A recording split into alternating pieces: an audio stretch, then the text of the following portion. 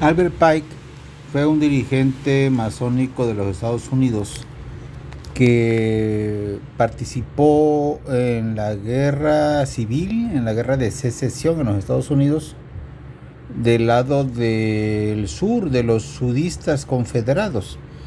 Ese es un hecho, desde luego, obvio, incontestable, no hay cómo refutarlo. Es un hecho histórico cierto.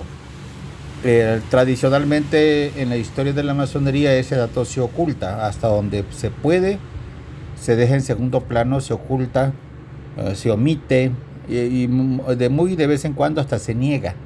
Pero es un hecho de que Albert Pike fue confederado y perdió la guerra en 1865 cuando concluyó. Y desde luego que él ya dirigía el Supremo Consejo del Rito Escocés Antiguo y Aceptado Jurisdicción Sur, y lo dirigió muchísimos años hasta su muerte. El punto es que como confederado perdió la guerra y perdió derechos civiles y perdió propiedades como consecuencia de la derrota. El dato es de que en su momento, en 1866, la guerra acabó en el 65, un año después de la guerra, de que acabó, Albert Pike buscó la manera de acercarse al gobierno para que se le devolvieran sus derechos civiles y para que se le devolvieran sus propiedades, porque no las tenía bajo su dominio, bajo su control. Y esto que estamos viendo en la imagen es una portada, un segmento del periódico El Espejo Masónico. Se publicó en Nueva York.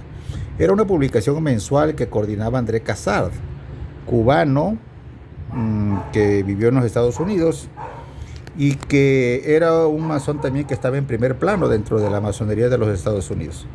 Y él dirigía El Espejo Masónico. Aquí estoy mostrando un ejemplar de abril de 1866, un año después de haber concluido la guerra.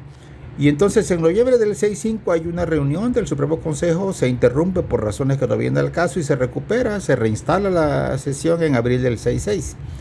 Y en abril del 66 se trazan durante varios días, estuve leyendo las actas, y arrancan el 16 y terminan el 16 de abril y terminan el 25, algo así de abril. Se echan casi una semana trabajando todas las actividades internas masónicas administrativas del Supremo Consejo del Rito Escocés Antiguo y Aceptado Jurisdicción Sur. Y yo estimo que esto se derivaba de que estaban buscando contactos con el gobierno. El presidente de los Estados Unidos era Andrew Jackson, masón, y buscaban la manera de acercarse para que el líder masónico del momento, Albert Pike, fuera perdonado, indultado y se les volvieran sus derechos civiles, como el de votar y ser votado, y sus propiedades.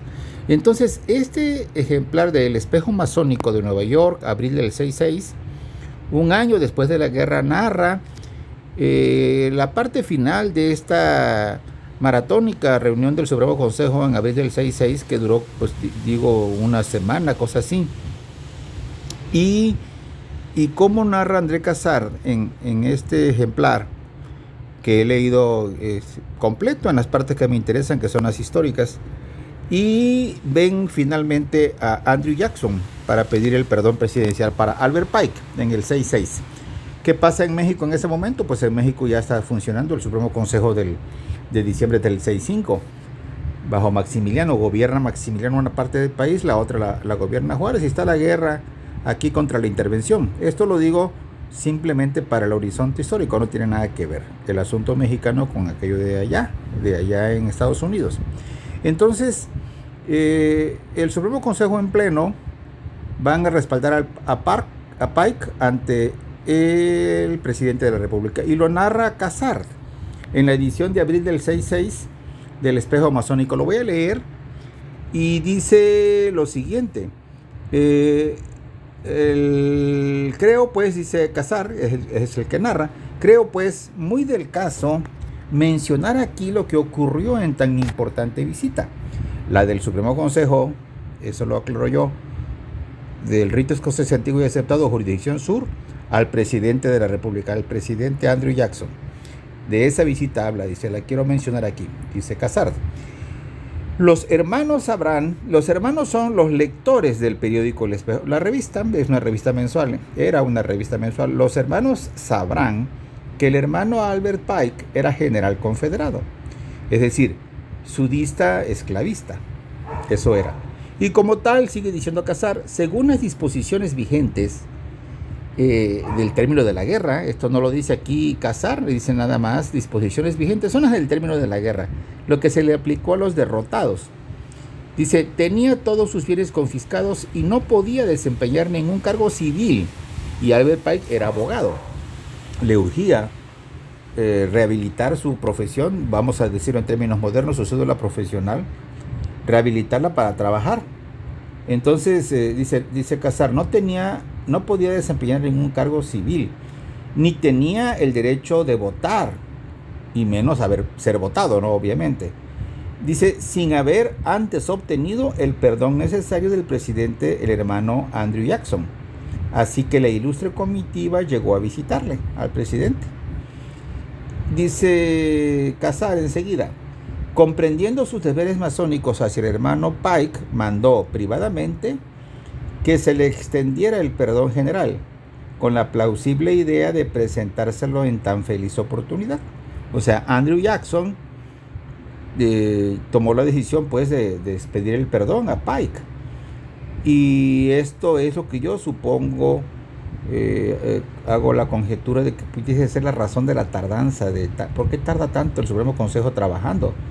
En un día o 2 o 3 es suficiente, hay que echar una semana, poco más.